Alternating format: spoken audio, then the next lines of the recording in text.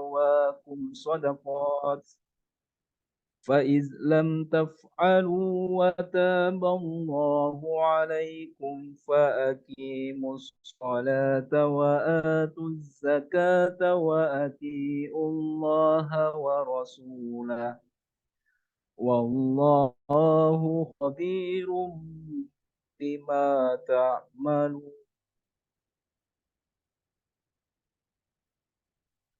Sadaqallahul azim. Assalamualaikum warahmatullahi wabarakatuh. Waalaikumsalam warahmatullahi wabarakatuh. Terima kasih Saudara Virgion Listianto yang telah membacakan ayat suci Al-Quran. Semoga dengan bacaan tersebut bisa melimpahkan keberkahan bagi kita semua. Amin, amin ya rabbal alamin. Acara selanjutnya adalah sambutan yang akan disampaikan oleh Ketua Al-Azhar Islamic Center Fakultas Hukum Universitas Islam Indonesia. Kepada Saudara Virgiawan Listianto, waktu dan tempat kami persilahkan.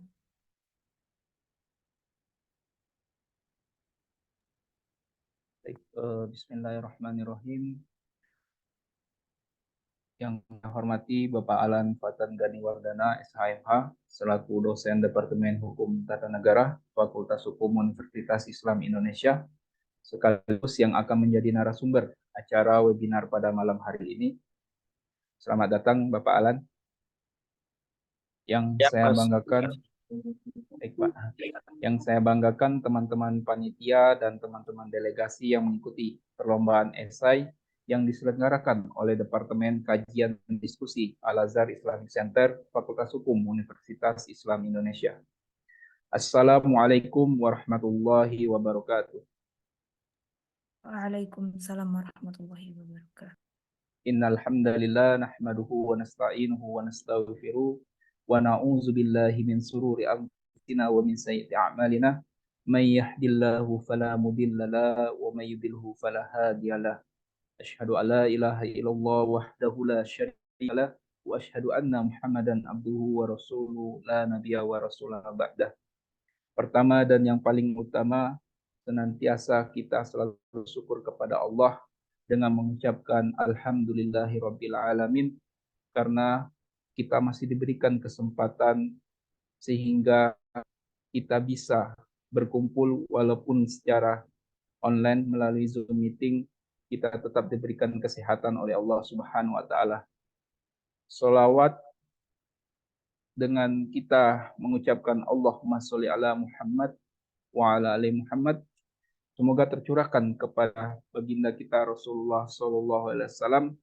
Semoga kita mendapatkan syafaatnya baik di dunia maupun di yaumil akhir nanti. Amin amin ya rabbil alamin. Pada perlombaan esai kali ini, teman-teman panitia mengangkat tema masa depan demokrasi di tangan anak muda.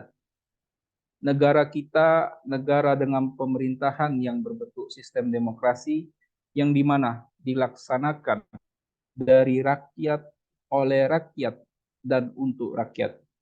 Yang dalam pengambilan keputusan, lantas apakah sudah sesuai tujuan demokrasi yang diciptakan oleh warga negara kita, dan bagaimana peran kita sebagai generasi muda untuk berpartisipasi dalam sistem negara demokrasi ini.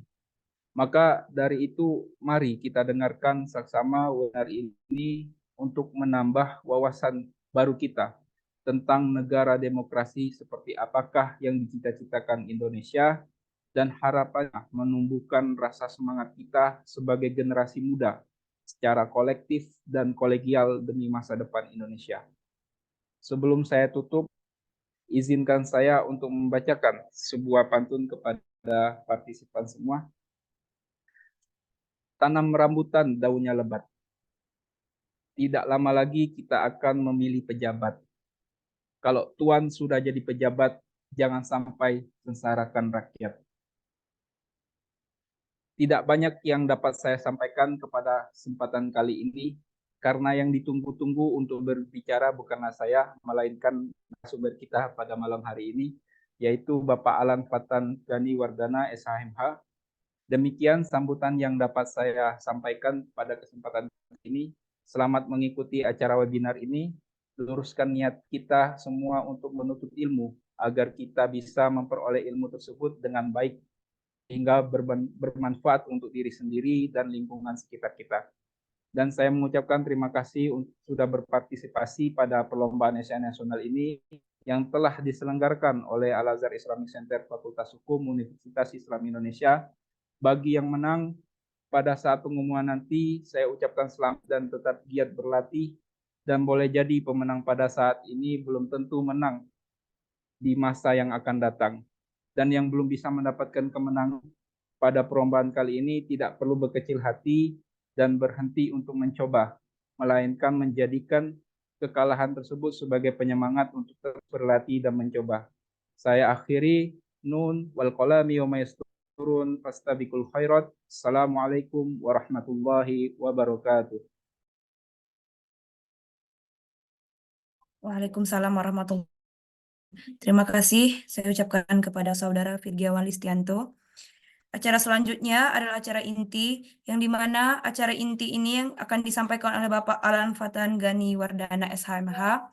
Kepada Bapak Alan Fatan Gani Wardana SHMH, saya persilahkan.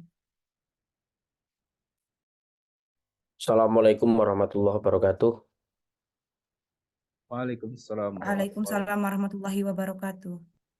Bismillahirrahmanirrahim. Wassalatu wassalamu ala rasulillah la haula wa la quwata illa billah. Terima kasih ini atas undangan dari teman-teman Al-Azhar ya. Setelah sekian lama nampaknya saya pernah mengisi forum ya di Al-Azhar ini. Alhamdulillah ini diundang lagi untuk berdiskusi ya, terutama terkait dengan demokrasi ya. Saya sudah menyiapkan materi ini sebenarnya. Saya bisa langsung share screen ya ini ya.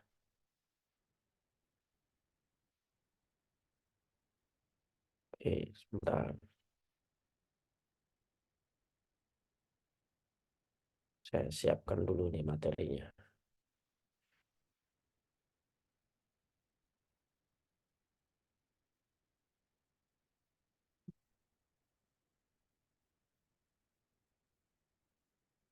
Baik, sudah nampak belum ya?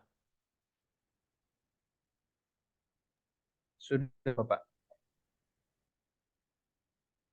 Baik, ini saya diberikan tema yang cukup menarik ya, dan kemudian momentumnya ini kok pas dengan pemilihan umum yang akan kita selenggarakan di bulan Februari, tepatnya tanggal 14 ya. Saya diberikan tema terkait dengan masa depan demokrasi di tangan anak muda. Wah, ini nampaknya temanya ringan kalau dibaca, tapi sebenarnya sangat berat sekali ya temanya. Terutama ini menggugah peran para anak muda, terutama teman-teman yang sedang kuliah saat ini. Saya akan mengawali begini teman-teman ya. Jadi sebelum nanti saya berbicara mengenai demokrasi, tantangan, dan apa yang kemudian menjadi pekerjaan rumah, saya akan mengawalinya begini.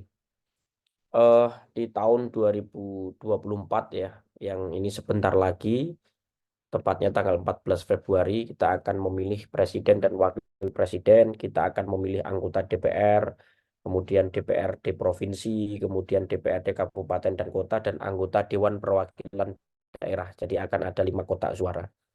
Nah, berapa jumlah pemilu atau jumlah pemilih tetap yang akan mengikuti pemilihan umum? Jumlahnya itu 204 juta. Ini kurang lebih ya. Ini jadi 204 juta lebih jiwa yang ini akan memiliki hak pilih. Dan 52% diantaranya ini merupakan pemilih muda. Berapa sih pemilih mudanya? Ya 52%. Atau kemudian totalnya adalah 106.358.447 jiwa. Artinya apa? 52% gitu ya. 52% pemilih yang akan menentukan pilihannya di tahun 2024 itu adalah anak-anak muda. Itulah kenapa kemudian kampanye-kampanye yang disampaikan oleh para kandidat dalam Pilpres itu lebih banyak menyasar anak-anak muda gitu ya. Ini penting, kenapa? Karena ini 52% ya. Ini kalau sudah Kalau ini saja lari, sudah menang ini, ya, satu putaran gitu ya. Jadi kalau suara 52% ini lari ke salah satu calon presiden dan wakil presiden, itu sudah jelas pasti menang. Karena untuk membutuhkan kemenangan dalam satu putaran itu hanya membutuhkan 50% plus 1. Itu ya. Jadi kalau ini kan sudah lebih ya, 52%. Jadi jangan diremehkan bahwa di tangan anak-anak muda inilah kepemimpinan nasional itu akan ditentukan. Nah, yang menarik itu begini teman-teman. Beberapa waktu yang lalu ya, kalau teman-teman mengikuti survei dari Litbang Kompas, salah satunya ya di antara sekian banyak survei, saya tidak akan menyebutkan ya siapa yang paling tinggi, siapa yang paling rendah, itu nanti agak sensitif. Tetapi yang ingin saya katakan begini, dari survei yang dilakukan oleh Litbang Kompas di minggu yang lalu, yang menarik itu adalah ada 38% pemilih yang belum menentukan pilihan. 38% ini dianggap sebagai undecided voters atau pemilih yang belum menentukan pilihan apakah mau milih nomor 1, milih nomor 2, atau milih nomor 3. Seandainya misalkan ya 38% ini lari ke salah satu calon presiden dan wakil presiden dan bisa merebut hati anak-anak muda, itu sudah saya pastikan menang satu putaran gitu ya. Tetapi yang ingin saya katakan, justru dengan tingginya angka undecided voters yang jumlahnya tadi 38% menurut survei dari Kompas, ini juga sedikit ini ya, sedikit mengkhawatirkan. Apa jangan-jangan anak-anak muda ini nggak peduli dengan urusan pilpres atau pemilu, sehingga memang nggak mau menentukan pilihan dan ya arah-arahnya tidak mau menggunakan hak pilih gitu ya. Atau ya tadi yang kedua, mau milih tapi masih bingung, terutama melihat ini gagasannya apa. Nah, ini yang bagus kalau misalkan pertimbangannya adalah rasional gitu ya. Jadi belum menentukan pilihan karena faktor akan melihat dulu gagasannya itu apa gitu ya. Nah, tetapi yang ingin saya katakan, saya kembali ke sini, ke data ini ya. Data ini sudah menggambarkan cukup jelas bahwa kepemimpinan nasional itu ditentukan oleh anak-anak muda, terutama pemilih muda. Pemilih muda itu berarti orang yang usianya 17 tahun ke atas gitu ya. Ini ya jumlahnya 106 juta atau 52% itu adalah dipilih untuk anak-anak muda. Nah, ini yang menarik, ini saya ambil dari data box ini tadi siang gitu ya. Ini dari yang tadi saya sebutkan ya, dari 52% tadi, ini persebarannya nih teman-teman ya. Generasi milenial itu 66 juta, kemudian generasi X itu 57 juta, generasi Z itu 46 juta, dan kemudian baby boomer ini 28 juta, dan seterusnya. Ini menandakan bahwa memang tadi saya katakan ya, anak-anak muda ini yang akan menentukan ya. Ini merupakan jumlah pemilih pemilu 2024 berdasarkan kelompok usianya. Ini ya. Ini cukup tinggi nih teman-teman ya. Jadi jangan meremehkan ini anak-anak muda, terutama mahasiswa Fakultas Hukum dan Politik ya, karena punya peran yang cukup besar. Nah, tetapi begini teman-teman ya, data ini, nah ini yang tadi saya katakan, ini pemilu 2024, jumlahnya 204 juta orang yang akan menggunakan hak pilih dan 52%-nya adalah anak-anak muda. Tetapi kalau kita melihat, ini merupakan data dari Badan Pusat Statistik ya. Pemilu pertama kali di Indonesia sampai pemilu yang terakhir 2019, Anda bisa melihat bahwa ini merupakan jumlah partisipasi pemilih pada pemilu legislatif. Pemilu legislatif itu baru memilih parpol ya, memilih parpol dan anggota DPR. Ini di tahun 2019 jumlahnya itu ada 81%. Lebih mirisnya lagi adalah di tahun 2009 dan 2014 jumlahnya hanya sekitar 70-an% orang yang menggunakan hak suara. 2004 ini 84%. Ini berarti kalau teman-teman misalkan ke belakang, pemilu langsung pertama kali di Indonesia itu tahun 2004. Pemilu pertama kali ya di Indonesia yang langsung ya, yang artinya masyarakat itu mencoblos langsung itu 2004. Kemudian 2009, 2014 dan 2019, dan besok ini Februari 2024 ini berarti sudah pemilu yang kelima pasca reformasi, terutama dalam hal yang memilih langsung gitu ya. Dulu angka partisipasinya tinggi, sekitar 90-an ini ya. Bahkan ini awal-awal reformasi sampai 92%. Tetapi begitu masuk di tahun 2004 pemilu pertama kali yang langsung gitu ya. Jumlahnya turun drastis, 84 bahkan 70, 75 dan kemudian naiknya hanya sedikit 81. Nah, 2024 bagaimana? Gitu ya. Nah, ini nggak tahu ini prediksinya itu apakah kemudian angka golputnya itu semakin tinggi atau bagaimana, nanti kita akan lihat ya. Ini dalam pemilu legislatif. Bagaimana dalam pilpres? Ini partisipasi pemilih dalam pilpres. Kenapa kok 2004? Ya karena 2004 itu pemilu pertama kali langsung memilih presiden dan wakil presiden. Pemilu 2004 ini ya, ketika ini rezim pertama Presiden SBY 79% orang yang menggunakan hak pilih. Kemudian di 2009 ini periode keduanya SBY itu turun drastis 71% yang menggunakan hak pilih. Kemudian di 2014 ini ya yang hijau ini 69%, ini di periode pertamanya Joko Widodo. Kemudian di periode yang kedua Presiden Joko Widodo itu 82%. Artinya tadi sama ya. Naik turunnya itu ya 70-80, belum sampai 90% ya tingkat partisipasi pemilihnya. Nah, nyambung dengan yang tadi. Anak-anak muda ini banyak yang belum menentukan pilihan atau undecided voters. Nah, saya nggak tahu ini apakah memang karena sudah apatis dalam arti memang eh, tidak mau tahu begitu ya. Tapi semoga tidak, atau ya karena memang sedang memilih atau menimbang siapa calon yang layak untuk kemudian dipilih begitu ya. Artinya rasional, menunggu gagasannya apa ini, terutama misalkan soal pemberantasan korupsi, soal ekonomi, soal pangan, soal penegakan hukum. Itu mungkin masih ditimbang-timbang karena kalau kita melihat akan ada 4 debat lagi nih. Besok ya, besok ini yang terdekat di hari Jumat itu akan ada debat cawapres ya, pasangan nomor 1, 2, dan 3. Kemudian nanti akan ada debat yang ketiga sampai dengan debat yang kelima. Barangkali nanti kalau sudah debat yang kelima ya undecided voternya semoga berkurang begitu ya. Artinya sudah banyak anak-anak muda itu yang sudah akan menentukan pilihan. Nah ini teman-teman ya, ini pilpres. Tadi relevansinya apa? Pemilu 2024, siapa yang kemudian berhasil mengambil hati anak-anak muda, itu bisa kemudian memenangkan pertarungan gitu ya. Apakah nanti mau 1 atau 2 putaran, tetapi yang ingin saya katakan adalah anak-anak muda ini yang menentukan gitu ya, yang akan menentukan kemenangan. Nah, saya akan masuk ke demokrasi. Itu tadi refleksi sebentar ya, sambil masuk ke materi demokrasi. Nanti terutama apa sih peran yang bisa dilakukan gitu ya. Hakikat demokrasi itu apa sih? Hakikat dari demokrasi itu adalah adanya keterlibatan rakyat dalam proses pemerintahan. Ini yang paling penting. Jadi esensi atau hakikat demokrasi adalah rakyat diajak ikut serta dalam proses-proses pemerintahan. Dulu mungkin jargon dari demokrasi itu adalah pemerintahan dari, oleh, dan untuk rakyat. Tetapi sekarang tidak boleh dimaknai hanya pemerintahan dari, oleh, dan untuk rakyat. Tetapi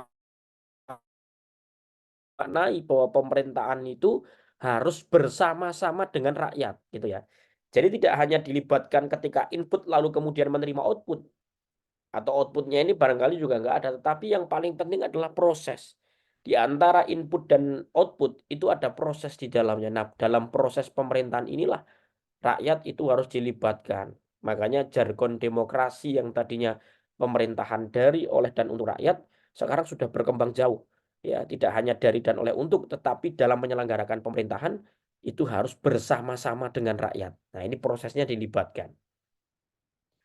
Maka kunci berdemokrasi itu adalah ada partisipasi publik. Kuncinya hanya itu. Publik itu dilibatkan dalam setiap tahapan penyusunan kebijakan.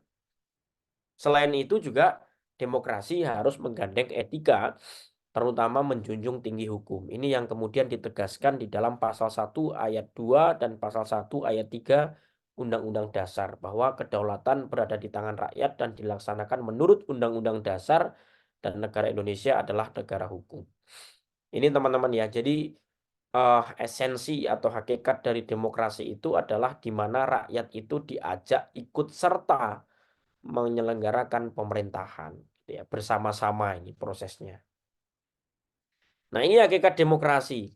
Saya ingin flashback ke belakang. Apakah kemudian demokrasi itu ini ya, artinya apakah demokrasi itu harus kemudian selalu dikawal? Kalau kita membaca, ini kita juga harus belajar dari sejarah gitu ya. Bahwa kita tahun 98 itu memulai reformasi dan kemudian melakukan amandemen konstitusi kita sebanyak 4 kali. Dari mulai tahun 99 sampai dengan tahun 2022. Ini ya, melalui sidang MPR ini. Nah, tapi yang kemudian teman-teman harus garis bawahi adalah apa sih salah satu tuntutan reformasi? Salah satu tuntutan dari reformasi itu adalah mewujudkan kehidupan demokrasi. Ini jelas ini ya. 98 kita ingin ada kehidupan demokrasi. Makanya kemudian konstitusi kita diubah. Ini ya. Tujuannya untuk apa? Ini di kolom yang tujuan perubahan. Tujuannya adalah untuk menyempurnakan aturan mengenai tatanan negara, menegaskan kedaulatan rakyat, dan menegaskan eksistensi negara demokrasi dan negara hukum. Ini ya, jadi demokrasi itu memang sangat diinginkan, bahkan kemudian menjadi salah satu tuntutan dari reformasi. Sehingga tujuan reformasi itu salah satunya apa? Semakin meneguhkan eksistensi negara hukum dan negara demokrasi. Ini yang paling penting. Dan makanya dalam negara demokrasi tadi saya katakan kuncinya adalah adanya partisipasi publik atau rakyat diajak ikut serta dalam proses-proses pemerintahan. Ini kuncinya gitu ya. Nah, sekarang ini faktanya teman-teman ya. Faktanya adalah demokrasi kita ini terus terjadi pelemahan. Atau ada gerakan-gerakan untuk kemudian pelemahan demokrasi. Yang pertama apa? Indikatornya. Saya ingin mengatakan ada pembentukan undang-undang yang manipulatif dan nirpartisipasi publik. Ya, Undang-Undang Cipta Kerja salah satu contohnya. Kalau teman-teman melihat ada banyak undang-undang yang dibentuk dengan cara yang cepat, fast track, ya, tanpa kemudian melibatkan partisipasi publik secara penuh dalam beberapa undang-undang. Terutama yang undang-undang IKN ya. Undang-undang IKN itu kemarin juga menjadi salah satu undang-undang yang dibentuk dengan cepat ya. Prosesnya manipulatif dan nirpartisipasi publik atau partisipasi publiknya itu tidak ada. Kalaupun kemudian ada itu tidak memadai atau tidak optimal. Jadi demokrasi kita jelas ada gerakan-gerakan untuk melemahkan. Katanya demokrasi itu adalah melibatkan rakyat. Nah, dalam pembentukan undang-undang saja publik itu ditinggalkan. Yang kedua, kebebasan sipil diberangus. Kritik-kritik terhadap pemerintah, kritik terhadap negara itu dibarengi dengan tindakan represi dari para aparat dan terutama pejabat. Mereka risih dengan kritik yang ada sehingga orang-orang yang melakukan kritik ya di depan publik itu dijerat dengan undang-undang terutama oleh undang-undang ITE dan undang-undang yang lain ya. Kaitannya dengan menghina, kemudian mengkritik dan sudah banyak aktivis-aktivis masyarakat gitu ya, aktivis-aktivis dari berbagai organisasi ini dijadikan sebagai tersangka. Ini yang bahaya. Kemudian yang ketiga, teman-teman bisa melihat bahwa peran lembaga DPR ini sangat lemah sekali. Kenapa? Karena adanya dominasi koalisi. Di mana-mana yang namanya lembaga Dewan Perwakilan Rakyat itu memegang fungsi pengawasan. Siapa sih yang diawasi? Yang diawasi adalah presiden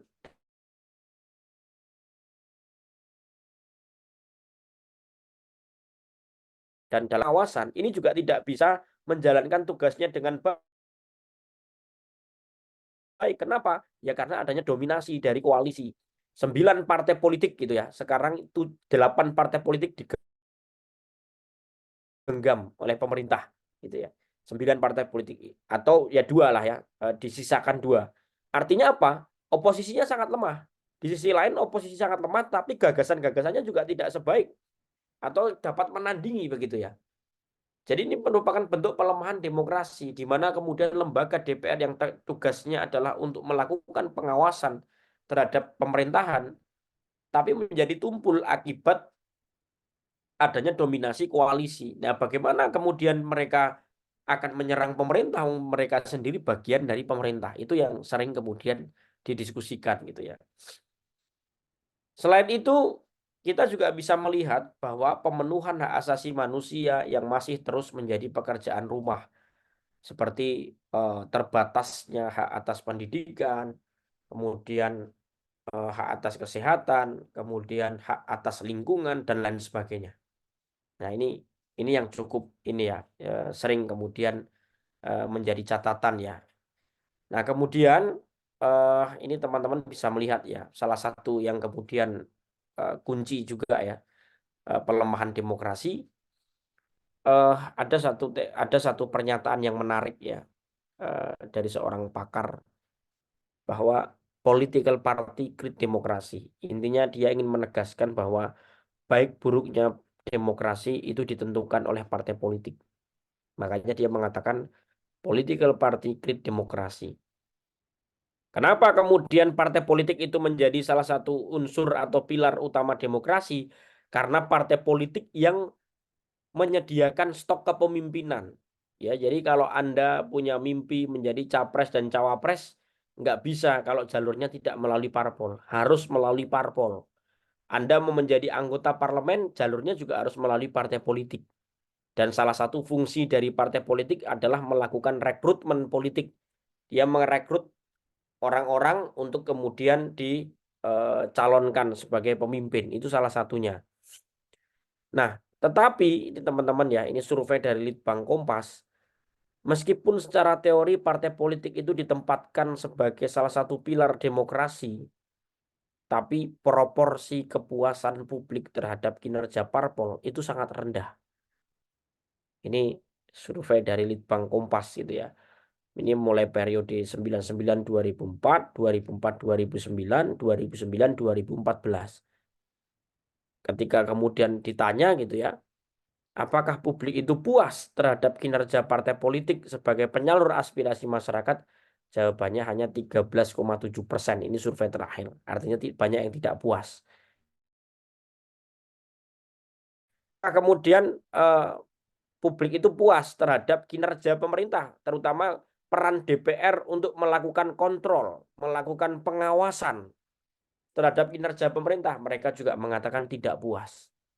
Penempatan wakil yang berkualitas juga tidak puas, pendidikan politik itu juga tidak puas. Artinya proporsi kepuasannya itu rendah begitu ya.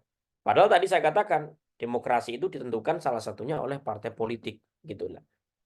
Nah, apa yang kemudian harus dikuatkan terutama oleh anak-anak muda gitu ya, melihat berbagai bentuk pelemahan terhadap demokrasi. Tadi saya katakan jumlah anak muda itu banyak sekali kalau kita melihat DPT 52%. Nah, kemudian sekarang pilihannya adalah apakah anak-anak muda ini mau berperan apa tidak, terutama dalam menjaga demokrasi. Kuncinya kan di situ.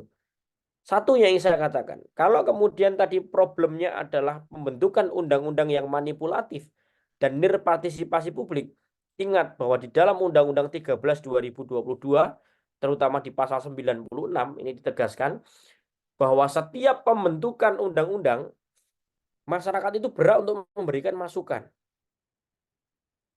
Ini ya.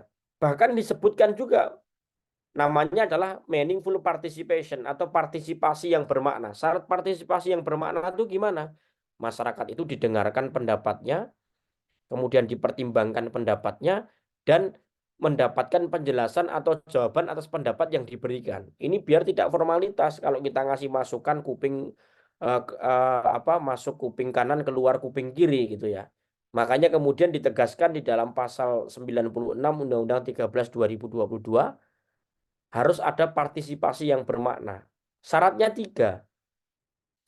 Rakyat didengarkan, dipertimbangkan pendapatnya, kemudian mendapatkan penjelasan atas jawaban yang diberikan.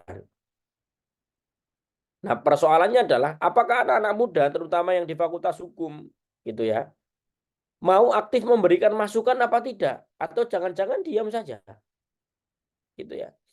Nah, ini yang miris ini ya, Mbak moderator dan Mas Firgiawan ini yang cukup miris ya. Kalau saya masuk kelas itu saya tanya kira-kira isu hukum apa yang sekarang sedang rame. Mereka semua pada nggak tahu.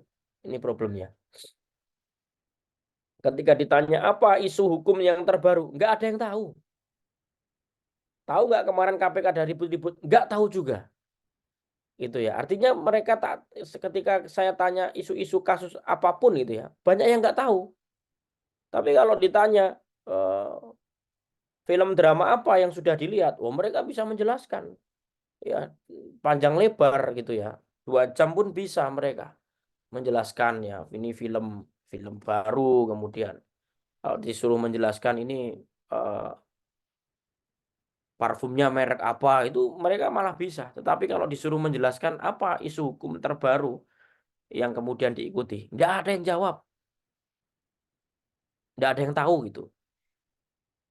Nah, gimana untuk isu-isu yang seperti itu saja berita saja tidak baca, gimana kemudian mau berpartisipasi, memberikan masukan? Ini ya. Nah, di satu sisi tak saya katakan ya, anak muda ini menentukan, tetapi di sisi yang lain kita juga harus punya kontrol. Bener nggak nih anak muda ini dikasih peran untuk menentukan? Jangan-jangan kalau dikasih peran nggak bisa juga. Gitu loh. Nah ini yang kemudian menjadi catatan ya. Di satu sisi kita pengen bahwa setiap kebijakan itu melibatkan masyarakat, terutama anak muda. Tetapi di sisi yang lain, masih banyak juga anak-anak muda yang tidak peduli. Tidak mau tahu terhadap isu-isu yang berkaitan dengan masalah pemerintahan. Padahal apa? Padahal undang-undang, terutama Undang-Undang 13 2022 kaitannya dengan pembentukan peraturan perundang-undangan itu sudah memberikan kesempatan kepada siapapun masyarakat untuk dapat terlibat dalam proses penyusunan undang-undang. Setidaknya memberikan masukan. Ini ya. Yang pertama. Yang kedua, melakukan kontrol aktif. Sampaikan kritik dan juga gagasan dalam berbagai forum, terutama forum akademik dan forum publik. Berikan pencerahan. Tapi lagi-lagi, ya, acara-acara diskusi terutama yang diselenggarakan di Fakultas Hukum UII, terutama oleh teman-teman dari lembaga, teman-teman dari kelompok studi gitu ya, paling yang datang 10, 8 orang. Satu angkatan tuh 800. Gitu ya. Satu FHWI satu angkatan 800 orang. Tapi yang datang 10 orang, 13 orang. Ini pada kemana? Nah, ini tugasnya Mas Firgiawan, nanti teman-teman takmir ini. Itu ya. Kalau berdakwah, salah satu dakwahnya ya ajak semua mereka diskusi, menyuarakan kepentingan-kepentingan publik. Itu yang paling penting. Jangan hanya di kelas gitu ya. Jadi kalau dakwahnya ingin didengarkan ya memberikan pencerahan, melakukan kontrol aktif. Kalau forum-forum diskusi mahasiswa ini masih sepi ya gimana kita mau melakukan kontrol terhadap negara? Ini yang susah gitu ya. Nah, kemudian terutama nih ya dalam pemilu ini yang paling penting nih. Tadi saya katakan dalam pemilu anak-anak muda salah satu cara yang kemudian harus bisa dilakukan adalah menguatkan pengawasan partisipatif. Pemilu itu pasti selalu berkaitan dengan politik uang, money politik, gitu ya. Kemudian pelanggaran terhadap kampanye. Berikan edukasi, baca undang-undang pemilu, berikan edukasi, kerjasama dengan simbol-simbol masyarakat. Dan yang terakhir, kontribusi terus-menerus gitu ya. Salah satunya adalah melakukan advokasi kebijakan-kebijakan publik. Kalau kemudian ada kebijakan dari pemerintah itu tidak menyertakan masyarakat dalam proses penyusunan dan pengambilan keputusannya, ya kita harus melakukan advokasi. Salah satu contohnya adalah ya misalkan melakukan gugatan ya, judicial review ke Mahkamah Konstitusi kalau undang-undangnya memang bermasalah. Nah ini ya teman-teman ya. Jadi sekali lagi yang saya katakan di tangan anak muda demokrasi ini bisa maju, tapi di tangan anak muda juga demokrasi ini juga bisa mundur. Nah ini pilihan ini ya. Jadi kita yang menentukan kemana arah demokrasi yang akan kita tuju dan arahkan. Ya. Nah ini ditentukan salah satunya oleh teman-teman terutama anak-anak muda gitu ya. Baik, itu saja teman-teman untuk materi pengantar dari saya. Untuk selanjutnya nanti boleh untuk kemudian berdiskusi. Terima kasih, saya kembalikan ke moderator. Baiklah, terima kasih Pak Alan yang sudah menyampaikan materi. Untuk teman-teman sekalian, jika ada yang ingin ditanyakan, silahkan disampaikan.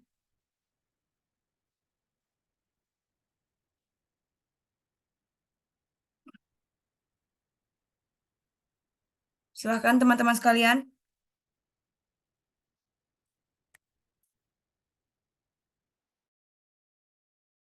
Ingin bertanya.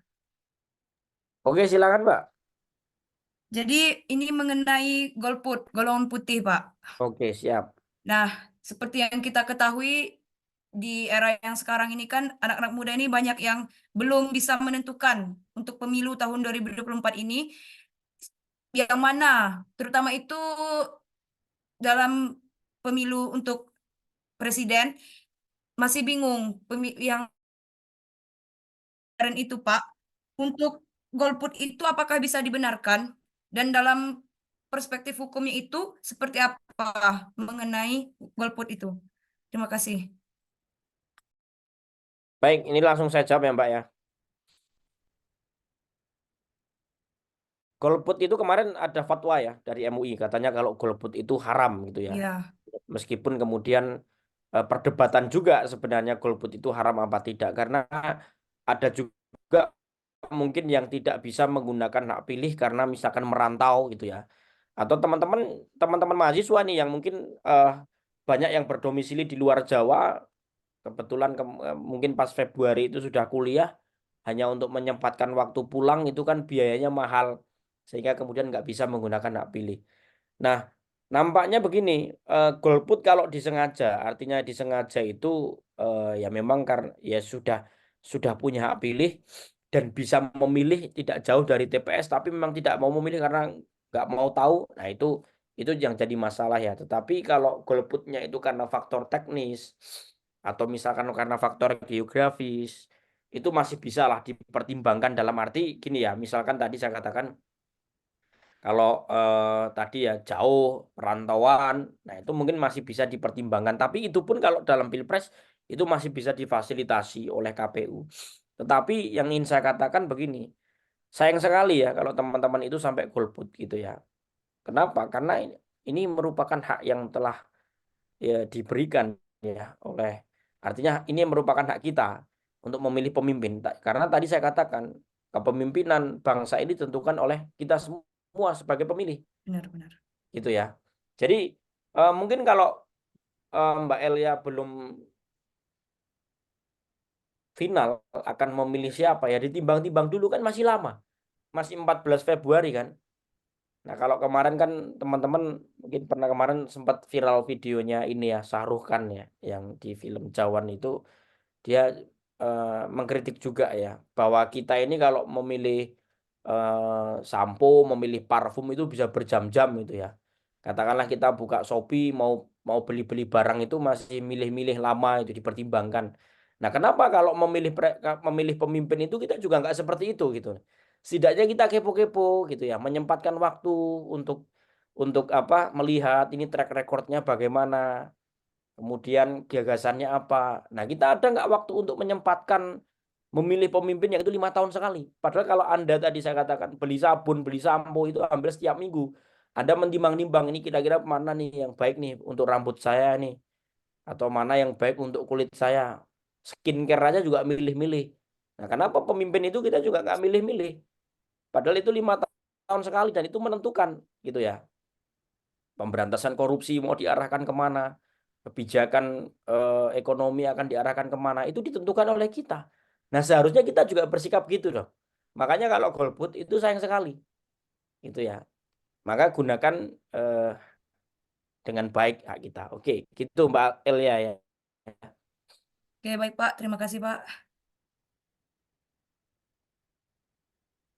Ini ada yang disampaikan di kolom komentar Pak, yang Oke. disampaikan oleh Mbak Aska Amalia.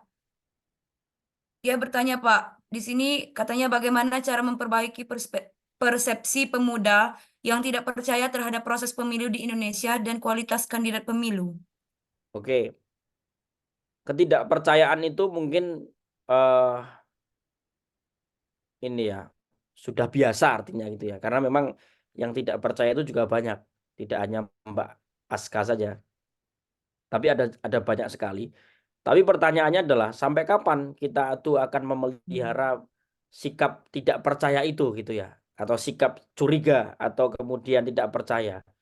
Karena saya termasuk yang yakin bahwa setiap calon itu ada plus dan minus, itu kita harus sadari gitu ya. Jadi dimanapun kita berada atau pasangan ada, itu ada plus dan minus.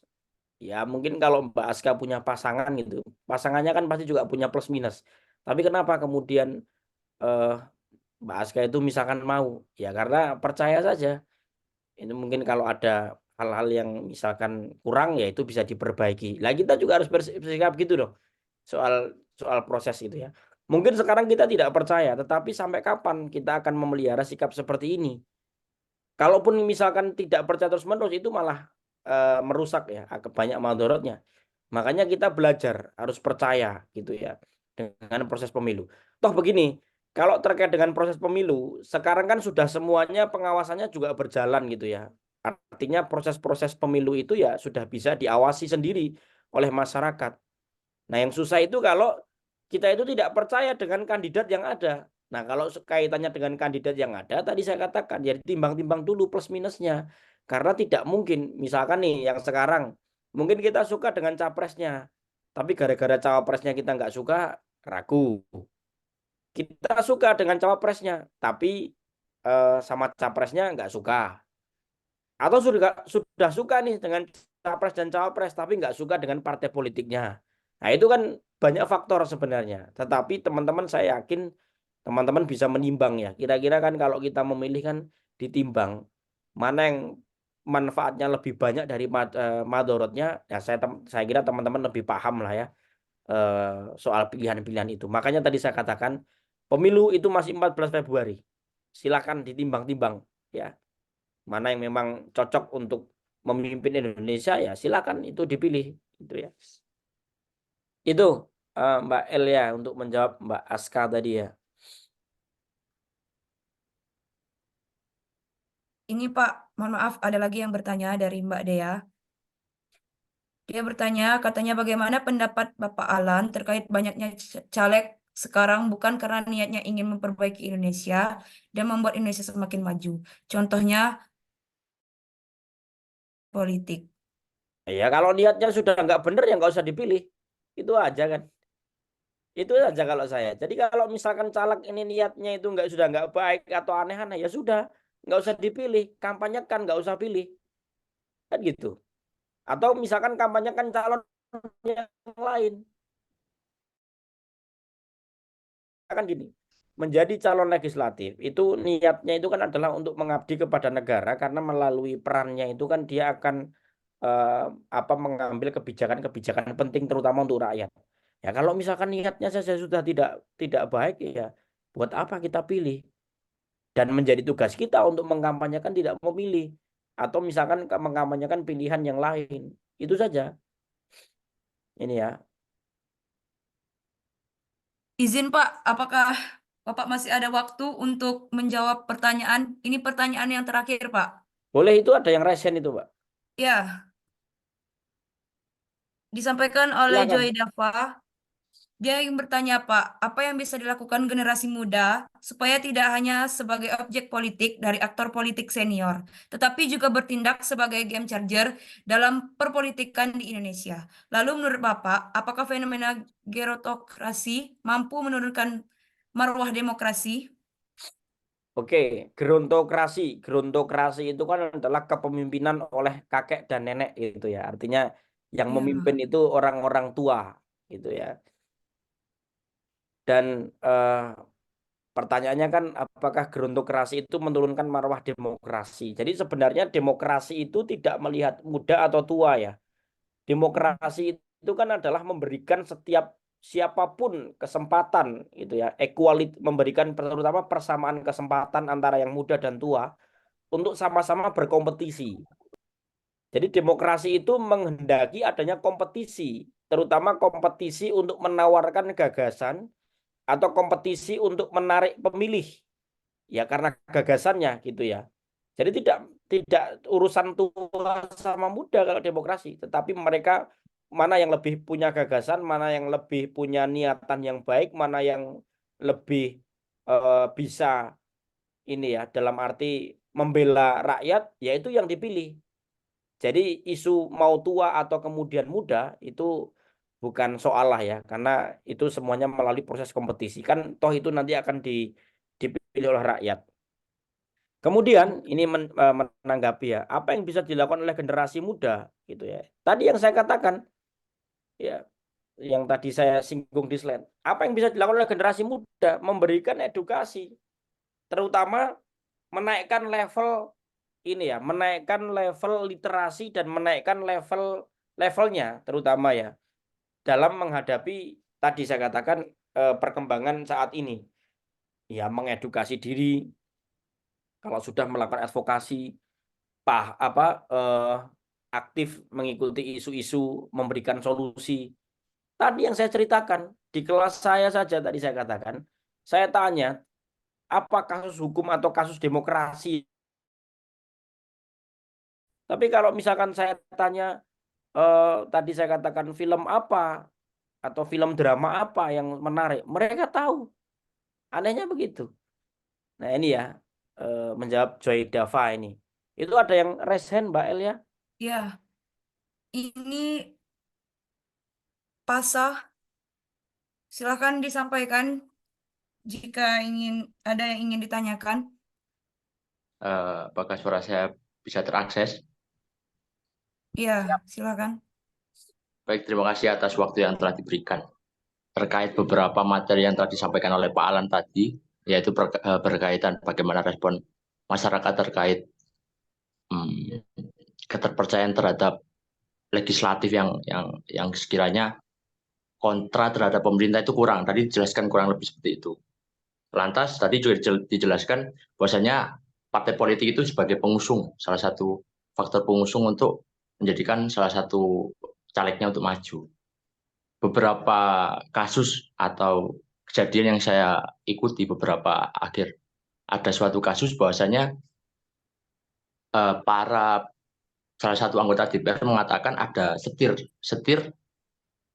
atas ketua partai. Mungkin itu sudah beberapa bulan yang lalu. Lantas apabila partai itu sangat mempengaruhi suara dari anggota-anggota DPR yang seharusnya itu menjadi perwakilan suara masyarakat, lantas bagaimana masyarakat itu merespon akan hal-hal tersebut, khususnya di generasi muda. Kemudian untuk pertanyaan berikutnya terkait langsung ikut aktif dalam melakukan kritik terhadap pemerintah. Jika kita lihat beberapa isu belakang ini yang masih hangat, bahwasanya di BEM UGM melakukan protes keras terhadap Presiden, khususnya Jokowi yang memberikan gelar salah satu alumnus memalukan. Pertanyaan saya, apakah hal itu menjadi kritik yang bagus atau justru itu sebagai salah satu hate speech, sebagai respon bagaimana kritik yang baik? Apakah itu menjadi salah satu contoh atau bahkan itu penyelewengan atas kritik? Terima kasih. Baik, izin saya respon ya. Kalau menurut saya nih ya, saya termasuk yang berpandangan kalau kritik yang baik itu adalah kritik yang disampaikan dengan cara yang baik dan juga disertai dengan gagasan-gagasan tandingan, gitu ya. Terutama ya kalau tidak harus gagasan ya, artinya kalau orang mengkritik itu tidak harus kemudian disertai dengan gagasan. Kalau ada gagasan lebih baik. Tetapi yang ingin saya maksud adalah kritik yang baik itu adalah kritik yang disampaikan yang itu kemudian memang ini ya disampaikan dengan basis argumentasi yang kuat. Itu yang paling penting sebenarnya. Misalkan kita ingin mengatakan bahwa presiden ini ya banyak melanggar kaitannya dengan atau banyak meminggirkan partisipasi publik, ya kita sertakan aja. Misalkan dalam pembentukan undang-undang presiden ini tidak menyertakan publik di dalam undang-undang apa, kejadiannya bagaimana, prosesnya apa, nah itu begitu. Jadi kritik biar tidak kemudian menjadi hate speech atau kebencian atau kemudian ditunggangi oleh aktor-aktor tertentu, menurut saya kritik itu pertama tadi ya tidak harus disampaikan ya, artinya gagasan itu tidak wajib, meskipun itu lebih baik. Tetapi yang paling penting adalah kritik itu disampaikan dengan basis argumentasi yang jelas, terukur, dan berdasarkan data dan fakta yang ada. Jadi isinya berbobot sekali kritiknya. Itu Mas Pasa. Ada yang belum terjawab mungkin? Boleh menanggapi Pak? Boleh, boleh. Itu mungkin untuk pertanyaan kedua saya Pak ya, terkait Yang eh, pertama tadi soal apa, Mas? mungkin menanggapi sebentar Pak. Karena memang saat ini dengan media sosial yang sebagai media yang paling mudah untuk menyampaikan suara atas kesan masyarakat, lantas bagaimana masyarakat itu bisa mengerti bagaimana mengkritik dengan argumen yang tepat, bukan menyalahgunakan media sosial ini sebagai ajang saling mencela terkait Ya, respon Mas. politik. Oke. Betul ya, artinya Amin. orang yang mau mengkritik itu tetap harus kita apresiasi ya. Tetapi sebelum kita mengkritik, itu penting sekali ya. Budayakan memang kita juga kuat, dalam arti kuat itu sebelum kita menyampaikan kritik, kita sudah benar-benar melakukan riset. Itu yang paling penting. Misalkan kita ingin melakukan riset bahwa ada pelemahan terhadap demokrasi. Lah kita riset dulu indikatornya apa nih pelemahan demokrasi.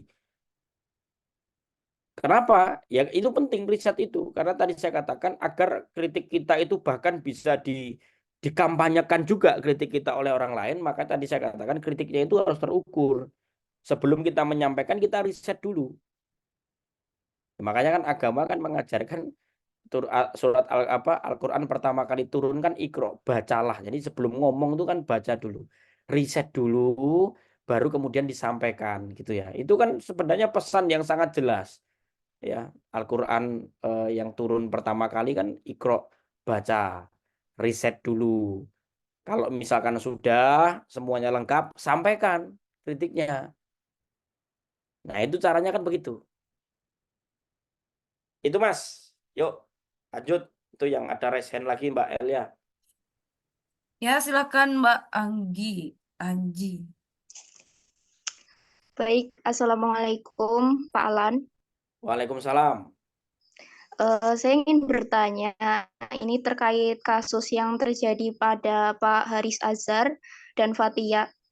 Bagaimana jika nanti pada tanggal 8 Januari ternyata keduanya itu dinyatakan bersalah? Bagaimana nilainya pada demokrasi di Indonesia sekarang dan juga dampaknya terhadap masyarakat yang ingin menyuarakan kritik kepada negara? Begitu Pak Alan, terima kasih. Baik, terima kasih Mbak Enji ya. Tadi sebenarnya sudah saya singgung ya di materi bahwa salah satu pelemahan demokrasi itu adalah adanya pemberangusan terhadap kebebasan sipil. Itu ya. Ada pemberangusan terhadap kebebasan sipil dan berbagai survei nanti mungkin bisa di-searching ya, survei dari mana, tapi itu sudah ada. Intinya kan masyarakat itu banyak yang takut akhirnya menyampaikan kritik karena tindakan represi atau tindakan ini ya, penindakan yang dilakukan oleh aparat, terutama oleh pejabat pemerintah yang sedikit-sedikit itu lapor gitu ya. Jadi menurut saya ini juga berdasarkan survei yang ada, publik itu semakin takut untuk menyuarakan kritik terhadap pemerintah. Kenapa? Karena belajar dari kasus-kasus yang ada, mereka takut kalau menyampaikan kritik itu nanti jadi tersangka. Ya. Ya, karena mereka punya kekuasaan, punya perangkat sehingga mudah sekali untuk digerakkan. Makanya tadi saya katakan ketika kita melakukan kritik ya hindari kita kritiknya itu langsung menyinggung, artinya menyinggung itu pribadi gitu ya. Makanya kan kita juga harus pandai-pandai nih ketika menyampaikan kritik di depan publik. Menurut saya adalah kritik itu ya tadi saya katakan disampaikan dengan argumentasi yang terukur dengan data yang akurat. Kalau misalkan kritik itu disampaikan dengan data dan analisis yang terukur, nggak akan ada yang mau memproses kita. Kalaupun kemudian diproses, itu berarti kebangetan. Itu ya, tadi saya katakan sudah kebablasan. Makanya berbagai survei itu mengatakan demokrasi di Indonesia itu masih belum sempurna.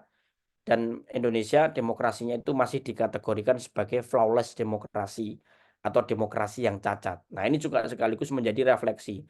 Tapi bukan berarti kritik itu bukan berarti kalau kemudian pemerintah itu represif kita diam aja. Tetap terus saja kita suarakan. Gitu ya. Nah, seharusnya dalam persidangan kasus Haris dan Fathia, hakim harus bisa melihat ya bahwa yang disampaikan oleh Haris dan Fathia itu ya itu adalah bagian dari kritik biasa. Yang seperti itu kalau kemudian nanti akhirnya diputus bersalah, wah bahaya, semakin takut lagi nih publik nih. Gitu ya. Itu Mbak Enji menanggapi. Monggo Mbak Elia. Izin Pak, ini di kolom komentar masih ada pertanyaan oleh Mbak Aska Amalia. Oke. Yang mana ini pertanyaannya banyak ini. Ya, yang disampaikan oleh Mbak Aska Amalia, Pak. Yang atas, dia bertanya, apakah ada insentif hukum untuk mendorong partisipasi pemuda dalam pemilu? Insentif itu insentif yang bagaimana maksudnya ini? Silakan untuk Mbak Aska Amalia disampaikan maksud dari Boleh kata insentif hukum itu seperti apa? ya, atau boleh disampaikan langsung saja. Ada nggak Mbak Askanya ini? Halo, selamat malam. Ya, Ya, itu kaitannya dengan pertanyaan yang di bawah itu loh, Pak. Bagaimana hukum melindungi hak suara pemuda? Maksudnya insentif hukum untuk melindungi hak suara pemuda itu loh. Soalnya kan banyak kasus tuh di daerah-daerah gitu ya. Misalnya di daerah saya, itu ada beberapa pemuda minoritas milih warna yang berbeda gitu ya. Nah, itu akses perbaikan atau fasilitas umum yang harusnya diberikan untuk masyarakat halayak umum, tapi hanya diberikan kepada eh, apa masyarakat yang mayoritas begitu. Jadi ada diskriminasi di dalamnya begitu, Pak. Terima kasih. oke. Begini ya.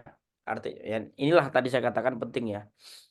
Nah, kebijakan itu kan memang seharusnya tidak boleh diskriminatif gitu ya. Tidak boleh kemudian memilih-milih ini gara-gara ini pendukungnya, ini bukan gitu ya. Itu itu nggak boleh, itu namanya diskriminatif. Nah, eh, dalam kajian hukum asasi manusia, nggak boleh kemudian pemerintah itu mengeluarkan kebijakan yang itu diskriminatif dalam arti langsung.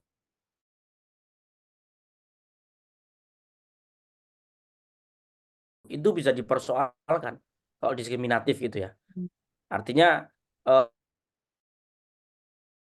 ada misalkan tadi ada kebijakan-kebijakan yang memang selalu meminggirkan minoritas dalam arti selalu berpihak pada mayoritas. Itu bisa dipersoalkan, Mbak. Ya, bisa dilaporkan kalau misalkan kebijakan itu bentuknya melalui SK, ya Anda bisa menggugatnya ke PT UN. Kalau kebijakan itu dituangkan dalam bentuk regulasinya adalah peraturan perundang-undangan, ya Anda bisa mengujinya. Kalau nggak ke MK ya ke MA. Nah, itulah tadi saya katakan, Anda harus melakukan ini ya, tugas-tugas advokasi. Tidak hanya di daerah Anda ya, di sekitaran kita saja praktek-praktek diskriminatif itu masih ada. Dan praktek diskriminasi itu memang harus kita lawan. Kalau ada yang membeda-bedakan itu bisa kemudian dilaporkan juga. Gitu ya. Soal perbaikan jalan, pemerintah nggak boleh, harus memprioritaskan mana yang memang butuh. Jangan memprioritaskan yang sudah baik diperbaiki lagi. Gitu ya. Nah, ini bisa dipersoalkan ya melalui advokasi kebijakan publik. Gitu. Itu Mbak Elia. Baik Pak, ini ada pertanyaan yang terakhir yang disampaikan oleh Mbak Aisyah. Jikalau generasi muda menjadi suara paling banyak dan mengetahui bahwa demokrasi di Indonesia tidak banyak yang mengetahui, justru minim mengetahui makna demokrasi sebenarnya. Makna dari itu, apakah dengan teknologi ini bisa menjadi sarana yang baik untuk menyampaikan demokrasi Indonesia untuk menyadarkan generasi muda dalam berdemokrasi, atau lebih baik secara langsung terjun ke lapangan? Ya, semuanya baik. Teknologi itu malah memudahkan kita, gitu ya. Artinya mau terjun ke lapangan itu baik, mau kemudian melalui teknologi, misalkan media sosial itu juga baik. Artinya gerakan-gerakan untuk melakukan edukasi berkaitan dengan masalah hukum, demokrasi, pemilu itu saya kira baik. Kalau nggak salah Badan Pengawas Pemilu itu selalu melibatkan pemilih anak-anak muda untuk melakukan namanya pengawasan partisipatif. Benar. Dalam arti melakukan pengawasan-pengawasan melibatkan anak muda. Diajak ikut serta gitu ya. Nah, artinya pengawasan di lapangan atau kemudian terlibat di lapangan atau terlibat melalui media sosial itu sama-sama bagus kalau niatnya itu adalah melakukan edukasi. Makanya tadi saya katakan dalam demokrasi itu penting. Pertama, kita harus menaikkan literasi kita. Yang kedua, agar kita bisa mengedukasi orang lain. Yang selanjutnya, kita bisa melakukan edukasi dimanapun. Terjun lapangan bagus, melalui media sosial juga bagus. Bahkan kalau dengan adanya media sosial, sekarang kita bisa menjumpai ya konten-konten yang mencerdaskan dan edukasi itu juga banyak. Sudah banyak yang diminati gitu ya. Melalui reels video kalau Instagram atau TikTok atau kemudian pakai feed itu juga sudah banyak diminati. Dulu enggak ada, sekarang ada. Makanya edukasinya seharusnya lebih baik gitu ya. Baik, Pak. Mungkin itu pertanyaan yang terakhir. Siap. Kami ucapkan terima kasih kepada Bapak yang sudah memberikan ilmu kepada kami. Semoga apa yang Bapak sampaikan ilmunya bermanfaat untuk Amin. kami semua. Amin. Ya. Baik. Baiklah, Terima kasih. acara selanjutnya yaitu pengumuman lomba esai yang akan diumumkan oleh Saudara Ibrahim. Kepada Saudara Ibrahim, waktu dan tempat saya persilahkan. Saya pamit ya, Pak ya. Ya, Baik, Pak, atas waktu yang terima sudah kasih Pak diberikan. Alam. Terima kasih Sehat selalu Bapak. Pak.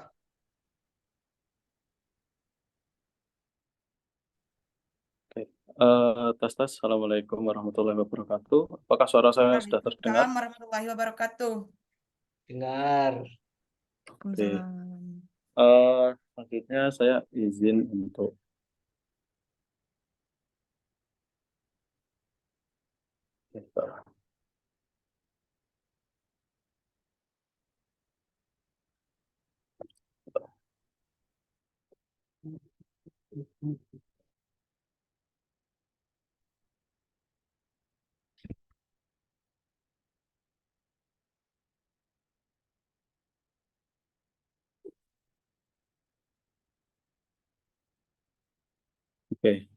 Bismillahirrahmanirrahim.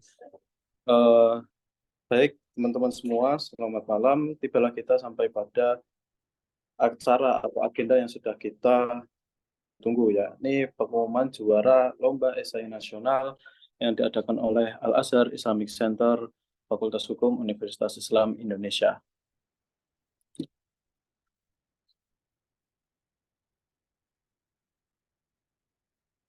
Oke. Dengan 100 lebih jumlah peserta lomba dalam lomba esai kali ini, apakah salah satunya adalah ada teman-teman di sini? Oke, langsung saja teman-teman kita masuk kepada pengumuman juara yang pertama. Juara yang pertama adalah jatuh kepada Nur Irfan Mulia Putra Ahmad dari Prodi Ilmu Hukum UIN Sunan Gunung Jati, Bandung. Selanjutnya, juara kedua jatuh kepada Joy Dava Akbar dari Prodi Ilmu Politik UIN Sunan Ampel, Surabaya. Selanjutnya, juara ketiga adalah Ahmad Fasi dari Prodi Hukum Tata Negara dari Universitas Islam Negeri Sunan Kalijaga, Yogyakarta. Selamat kepada para juara Lomba Esai Nasional Al-Azhar Islamic Center Fakultas Hukum Universitas Islam Indonesia di tahun 2023 ini. Semoga pemenang tersebut akan mendapatkan hadiah sesuai dengan ketentuan, yakni sejumlah uang pembinaan dan sertifikat. Selamat kepada seluruh pemenang. Mudah-mudahan ke depannya seluruh peserta semangat dalam berkarya dan tetap semangat pada semua peserta. Kami ucapkan terima kasih kembali kepada seluruh peserta yang telah mengikuti acara, telah mengikuti lomba esai nasional yang diadakan oleh Al-Azhar Islamic Center ini dan memeriahkan perlombaan pada kesempatan kali ini. Nah, selanjutnya kepada para pemenang, silahkan untuk menghubungi panitia melalui Zoom dengan atas nama Poni Distri Ayu. Terima kasih kepada teman-teman. Sekali lagi selamat kepada para juara. Selamat kepada teman-teman yang telah mendapatkan juara, dan tetap semangat untuk teman-teman yang belum berhasil meraih juara. Sampai jumpa di kesempatan lomba berikutnya. Terima kasih. Wassalamualaikum warahmatullahi wabarakatuh. Saya kembali kepada Mbak Elia Marsyanda.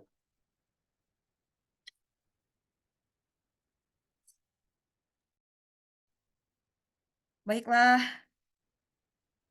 kami dari Al-Azhar Islamic Center Fakultas Hukum Universitas Islam Indonesia mengucapkan selamat kepada para pemenang. Semoga ini bukanlah akhir dan juga tetap rendah hati karena sudah mendapatkan pencapaian yang luar biasa di lomba esai yang diadakan oleh Departemen Kajian dan Diskusi Al-Azhar Islamic Center. Untuk para teman-teman yang belum memenangkan perlombaan ini, semoga nanti ke depannya bisa menjadi lebih baik lagi, dan seandainya nanti lomba ini diadakan lagi, teman-teman bisa mengikuti dan menjadi pemenangnya.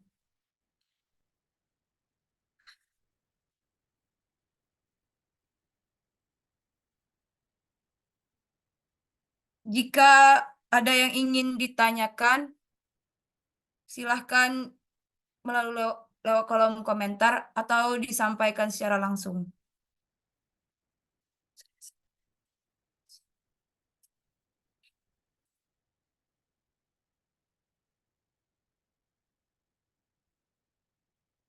Untuk Mas Ibrahim, yang menjadi pemenang esainya itu, esainya bisa di-share biar ada transparansi.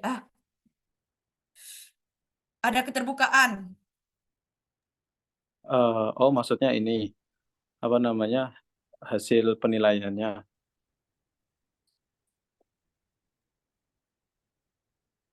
Untuk esainya, esai yang jadi pemenang Oh, itu di-share. Oke, untuk itu karena ini apa namanya,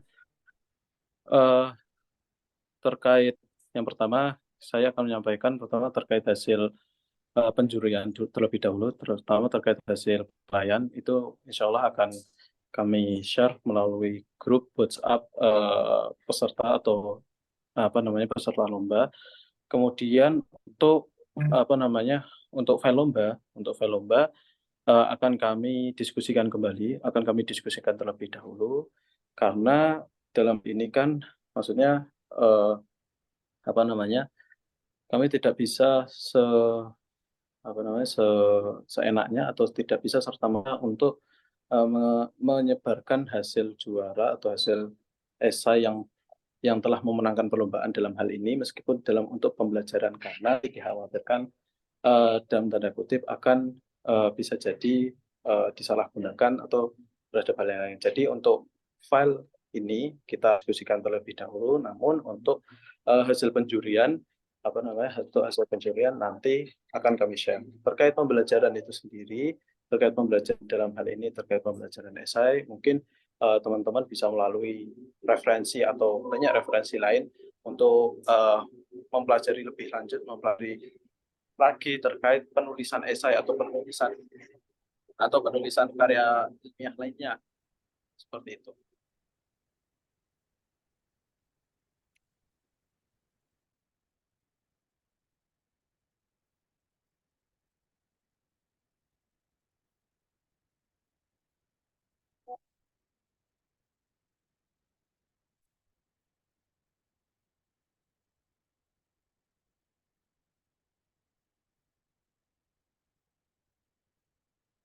Baiklah teman-teman sekalian, kita sudah berada di penghujung acara. Sebelumnya saya pribadi sebagai pembawa acara pada hari ini, bila ada salah kata, saya mohon maaf, kepada Allah saya mohon ampun.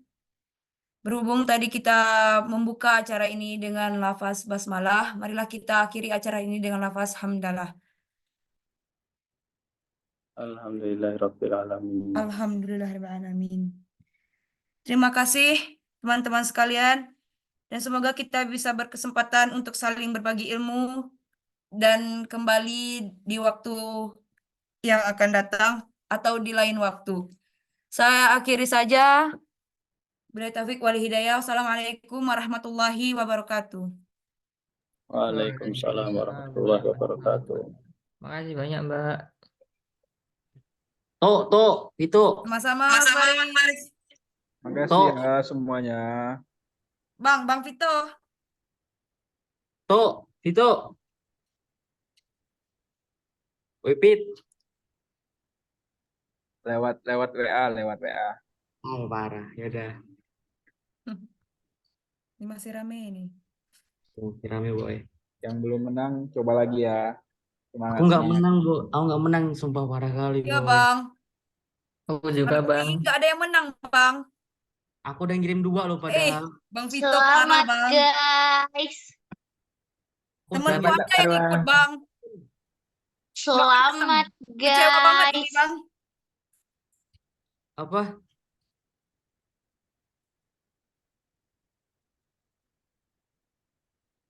Oke, tadi yang record siapa ya? Nanti disimpan ya, sama mungkin boleh di end meeting.